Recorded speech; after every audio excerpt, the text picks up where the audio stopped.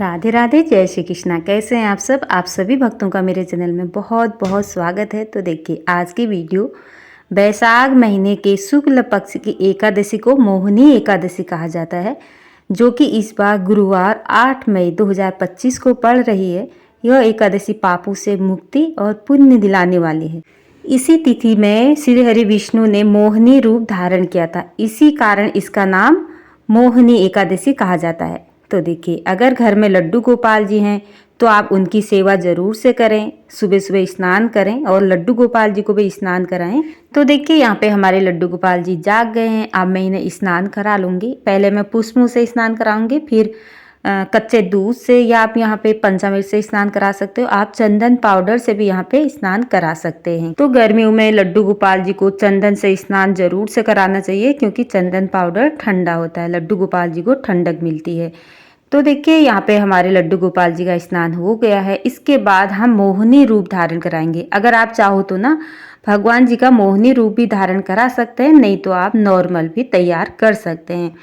तो देखिए, पंचामृत स्नान कराने के बाद जो ये जल होता है ना, इसकी या तो आप चाय बना सकते हैं, या इस जल को आप वृक्षों में भी डाल सकते हैं, पेड़ पौधों में डाल सकते हैं, नाली सिंक में ना डालें। तो देखिए, यहाँ पे हमारे लड्डू गोपाल जी का सुंदर सा प्यारा सा श्रृंगार हो गया है। तो आज हमारे लड्डू गोपाल जी ने मोहिनी रूप धारण किया है। आप कोई भी नॉर्मल ड्रेस पहना सकते हैं, और माता रानी की जो चुनरी थी ना, मैंने वही लड्डू गोपाल जी को उड़ा दी है। तो देखिए, आप यहाँ पे प्यारा सा लड्डू गोपाल जी का श्रृंगार करें, तुलसी पत्र जरूर से समर्पित करें, और जो भी आपके पास पुष्प हों यहाँ पे पुष्प भगवान जी को चढ़ा दें, और उसके बाद यहाँ पर आप शीशा जरूर से दिखाएं।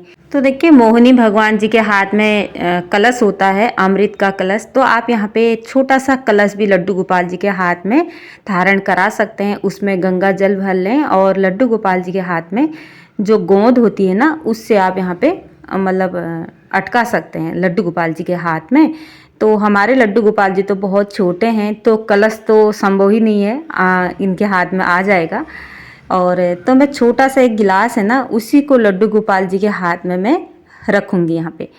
तो ये देखिए, यह है छोटा सा गिलास, इसमें मैंने गंगा जल डाल रखा है। और आप पहले पूजा कर लें भगवान जी के हाथ में, ये कलश को धारण कराएं। आप चाहो तो ये कर सकते हैं, नहीं तो आप एक कलश जल भर के, गंगा जल भर के उनके बगल में भी रख सकते हैं, अगर छोटे लड्डू गोपाल जी। अगर आपके लड्डू गोपाल जी बड़े हैं तो आसानी से जो छोटा कलश होता है ना, लोटा टाइप का, वो भी आप धारण करा सकते हैं।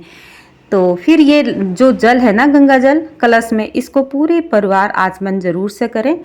और लड्डू गोपाल जी के सामने आप एक लोटा जल जरूर से भर के रखें। मिट्टी का लोटा होना चाहिए।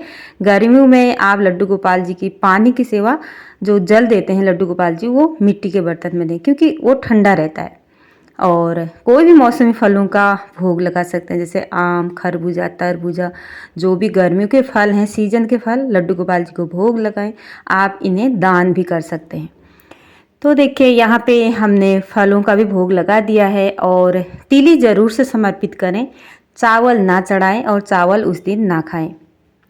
तो देखिए, यहाँ पे आप कथा, मोहिनी एकादशी की कथा जरूर से श्रवण करें। अगर आप व्रत नहीं भी रखते हैं ना, कथा और पूजा ये दो तो आप कर ही सकते हैं। लहसुन प्याज ना खाएं। और देखिए, हम मोहिनी एकादशी की कथा पढ़ लेंगे यहाँ पे, और हाथ में तिली और पुष्प ले लें, फिर भगवान जी के चरणों में छोड़ देंगे। और इसके बाद हम यहाँ पे लौंग कपूर से आरती करेंगे। तो दक्षिणा जरूर से समर्पित करें। यहाँ पे मैं दक्षिणा चढ़ाना भूल गई थी। और इस तरह से आप एकादशी की पूजा कर सकते हैं। तो देखिए, एकादशी तिथि 2025 में 7 मई को सुबह 10:19 से प्रारंभ हो रही है, और उसका समापन हो रहा है 8 मई को दोपहर 12:29 पर।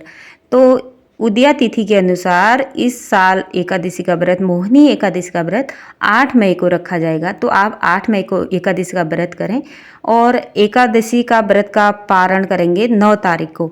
तो पारण का शुभ मुहूर्त रहेगा 9 मई सुबह 5:34 से सुबह 8:16 पर। आप इस समय पर एकादशी का पारण कर सकते हैं। तो देखिए, लौंग कपूर से यहाँ पे मैं आरती कर लूँगी। आप चाहो तो ना यहाँ पे गणेश जी की भी स्थापना कर सकते हैं। अगर आप मंदिर में पूजा कर रहे हैं तो वहाँ पे गणेश जी की स्थापना करने की कोई ज़रूरत नहीं है। अगर आप अलग चौकी लगा के पूजा करते हैं ना, वहाँ पे गणेश जी की स्थापना जरूर से करें।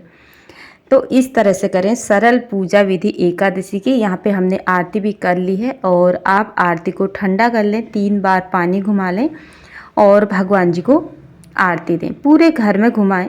और एकादशी पे लहसुन प्याज घर में भी ना बनाएं। अगर फैमिली वालों का व्रत नहीं भी होता है ना, आपका व्रत होता है, तो घर वालों के लिए भी आप लहसुन प्याज का खाना ना बनाएं, नॉर्मल खाना बनाएं और चावल ना बनाएं।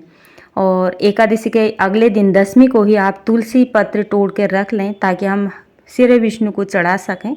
और तुलसी माता को स्पर्श भी नहीं किया जाता है एकादशी के दिन, और जल भी नहीं दिया जाता है। तो आप दशमी को ही तुलसी माता तोड़ के रख लें, जल चढ़ा दें तुलसी माता में, ताकि हम एकादशी में नॉर्मल पूजा करें। सुबह शाम घी का दिया जलाएं, दीप धूप दिखाएं। राधे राधे, जय श्री कृष्णा। Thank you.